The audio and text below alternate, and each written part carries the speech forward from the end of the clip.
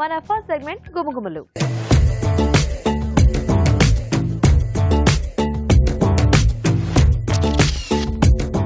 Hi రాజు గారు. Hello అండి. ఈ రోజు గుమగుమలు ఏం చేస్తున్నారు? వెరైటీ మంచి కర్రీ చేస్తున్నానండి. కర్రీ కాజు వెజ్ ఆనియన్. కాజు వెజ్ ఆనియన్. ఎస్. ఓ, సో జీడిపప్పు, కూరగాయ ముక్కలు. ఆనియన్ అంటే ఇక్కడ మనం ఆనియన్ ఫ్లేవర్ లో వేస్తున్నాం. గ్రేవీ మనకు ఆనియన్ పేస్ట్ వస్తుంది. ఓకే. సో కొంచెం డిఫరెంట్ గా మంచి టేస్టీ డిష్ అండి ఇది. Very nice.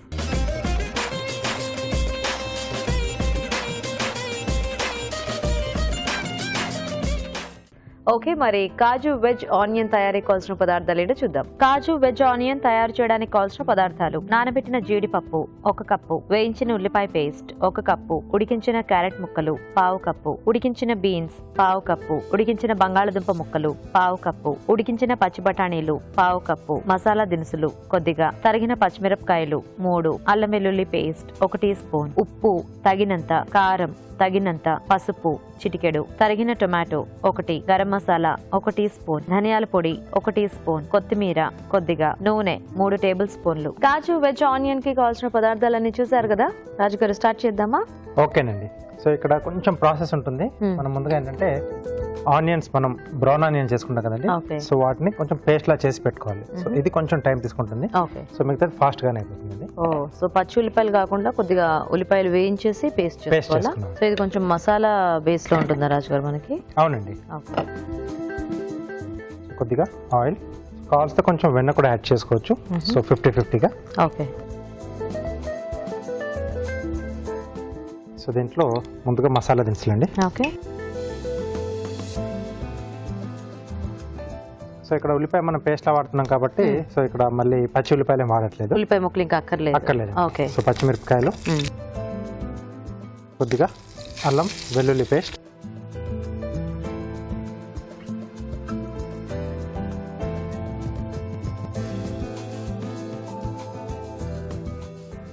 అల్లం వెల్లుల్లి పేస్ట్ కొంచెం వేగిన తర్వాత మనం ముందుగా సిద్ధం చేసుకున్న బ్రౌన్ ఆనియన్ పేస్ట్ అండి. ఆ పేస్ట్ చాలా యమ్మీగా ఉంది చూస్తుంటే. చాలా బాగుంటుందండి. సో పచ్చి ఉల్లిపాయ ముక్కలతో చేసుకున్న పేస్ట్ టేస్ట్ వేరే వస్తుంది మనకి, ఈ బ్రౌన్ ఆనియన్ పేస్ట్ వేరే వస్తుంది కదా. ఉల్లిపాయలు మనం అంటే రకరకాలుగా కూడా పేస్ట్ చేసుకుంటాం. కొన్ని ఏమో బాయిల్ చేసుకొని మనం పేస్ట్ చేస్తాం. సో ఇలా ఫ్రై చేసుకొని చేస్తాం. పచ్చి ఉల్లిపాయ ముక్కలు కూడా చేస్తాం. ఉల్లిపాయ ముక్కలు వేరేగా వస్తుంది.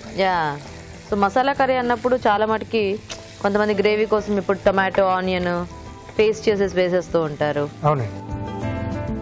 సో ఇది మనకు ఆల్రెడీ మనం ఫ్రై చేసుకున్నాం కాబట్టి ఎక్కువగా వేగనక్కర్లేదు.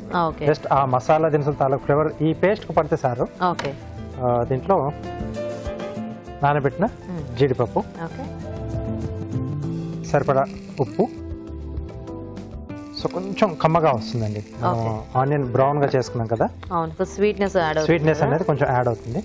సో కారం, అదే కొంచెం ఆ క్యారమలైజ్ అయినట్టు అనిపిస్తూ ఉంటుంది మనకి. అంటే జనరల్ గా ఆ ఉట్టి ఆనియన్ పేస్ట్ ఇలా టేస్ట్ చూసినా కూడా. ఎస్. కారం తర్వాత కొద్దిగా పసుపు. ఓకే.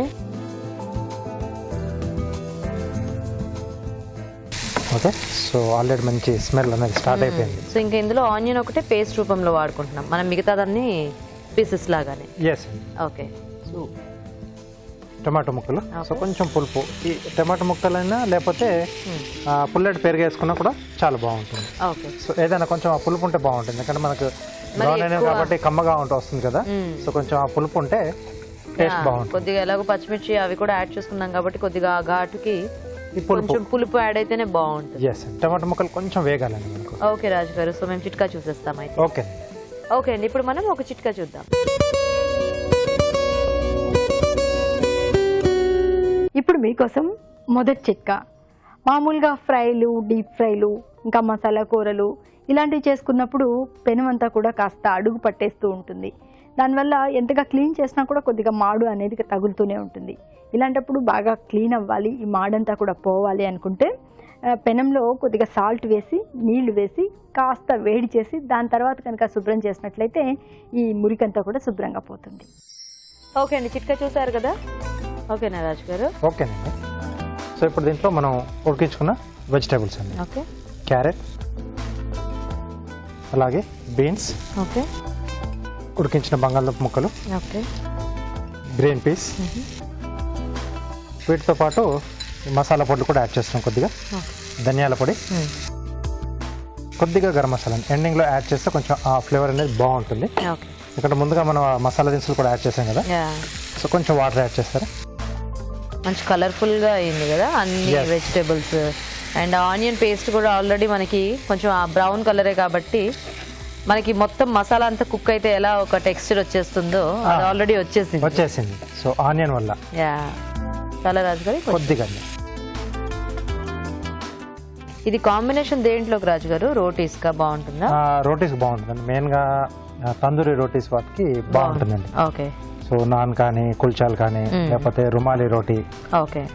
మామూలుగా మనం ఇంట్లో చేసుకుంటే పుల్కా బాగుంటుంది. పుల్కా చపాతీ కంటే కూడా పుల్కా బాగుంటుంది. అది కొంచెం కమ్మగా వస్తే మనకి రోటీస్కి అయితేనే కాస్త బాగుంటుంది. రైస్ ఐటమ్స్లోకి అయితే మళ్ళీ అంత అనిపించదు.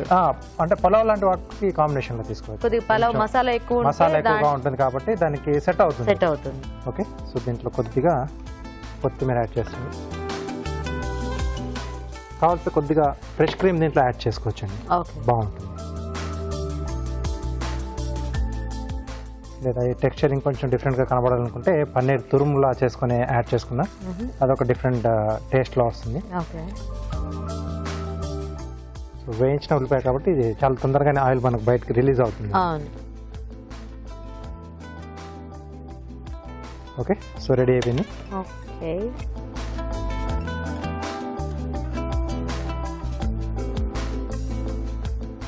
సో చూడడానికి కూడా బాగా అన్ని కలర్స్ కనిపిస్తున్నాయి, చాలా కలర్ఫుల్ గా ఉంది.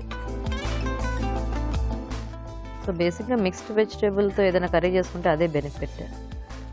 కలర్ఫుల్ గా ఉంటుంది, టేస్ట్ బాగుంటుంది. అన్ని వెజిటేబుల్స్ దీంట్లో కావాల్సి కొంచెం మనం మష్రూమ్ యాడ్ చేసుకోవచ్చు, పన్నీర్ కూడా కావాల్సి యాడ్ చేసుకోవచ్చు.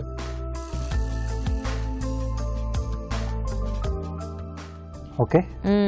కాజు వెజ్ ఆనియన్ రెడీ అండి. ఓకే అండి, మరి వేడివేడిగా కాజు వెజ్ ఆనియన్ రెడీ. టేస్ట్ చూసే ముందు తయారీ విధానం ఇంకోసారి చూద్దాం. కాజు వెజ్ ఆనియన్ తయారు చేసే విధానం: ఒక పాన్ లో నూనె వేసి మసాలా దినుసులు, తరిగిన పచ్చిమిరపకాయలు, అల్లం వెల్లుల్లి పేస్ట్, ఉల్లిపాయ పేస్ట్ వేసి వేయించాలి. దీనిలో నానబెట్టిన జీడిపప్పు, ఉప్పు, కారం, పసుపు వేసి వేగనివ్వాలి. తర్వాత టొమాటో ముక్కలు వేసి వేగాక ఉడికించిన క్యారెట్ ముక్కలు, ఉడికించిన బీన్స్, బంగాళదుంప ముక్కలు, పచ్చి బఠానీలు, ధనియాల పొడి, గరం మసాలా వేసి కొద్దిగా నీళ్లు పోసి ఉడకనివ్వాలి. ఆపై కొత్తిమీరతో గార్నిష్ చేసి సర్వ్ చేసుకుంటే కాజు veg onion ready.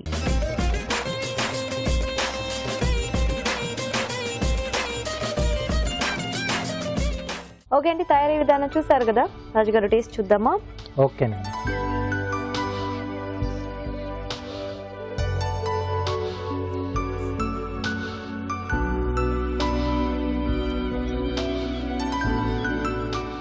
Gravy different గా ఉంది కదా టేస్ట్. అవునండి, బాగుంది. అన్ని పీసెస్ కంతా కూడా గ్రేవీ బాగా పట్టేసి, జీడిపప్పుకు కూడా అంటే ఆ పప్పు నానబెట్టింది కాబట్టి ఆ గ్యాప్ లో కొంచెం మగ్గించిన తర్వాత ఆ ఫ్లేవర్స్ అన్ని కూడా దానికి వచ్చేసాయి. సో టేస్టీగా ఉంది. రోటీస్ లోకి చాలా మంచి కాంబినేషన్. రోటీస్ లోకి చాలా బాగుంటుంది. సో చూసారు కదండి, చాలా టేస్టీగా ఉంది వెరైటీ. మీరు కూడా ట్రై చేయండి. ఇప్పుడు మీకోసం ఒక చిట్కా. ఇప్పుడు మీకోసం మరో చిట్కా. క్యాలీఫ్లవర్లో విటమిన్స్ ఇంకా పోషకాలు అన్నీ కూడా సమృద్ధిగా ఉంటాయి. ఇది మన ఆరోగ్యానికి మంచిది. కానీ ఉడికించేటప్పుడు ఒక రకమైన వాసన వస్తుందని, క్యాలీఫ్లవర్లో పురుగులు ఉంటాయని చాలామంది క్యాలీఫ్లవర్ వండుకోవడానికి తినడానికి ఇష్టపడరు.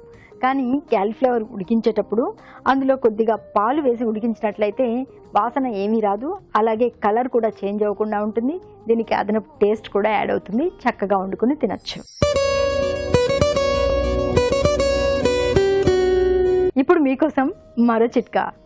కాచిన నీళ్లు తాగడం, అలాగే నీళ్లు వడగట్టుకుని తాగడం అనేది ఆరోగ్యానికి చాలా మంచిది. రకరకాల ఇన్ఫెక్షన్స్ నుంచి, జలుబు, దగ్గు ఇలాంటి వాటి నుంచి మనల్ని మనం కాపాడుకోవచ్చు. అయితే ఈ వాటర్ ఫిల్టర్స్ వాడేటప్పుడు వాటర్ ఫిల్టర్కి ఉండేటటువంటి క్యాండిల్స్ని రెగ్యులర్గా అంటే వారానికి 1-2 సార్లు శుభ్రం చేసుకుంటూ ఉండాలి. అలా శుభ్రం చేసుకోకపోయినట్లయితే ఆ క్యాండిల్స్కి దుమ్ము ధూళి ఈ మురికి ఇవన్నీ పట్టేసి వాటర్ సరిగా ఫిల్టర్ అవ్వదు, ఇంకా అక్కడంతా కూడా మరకలాగా ఏర్పడిపోతుంది. అందువల్ల తప్పనిసరిగా క్యాండిల్స్ అనేవి వారానికి 1-2 సార్లు క్లీన్ చేసుకుంటే మంచిది.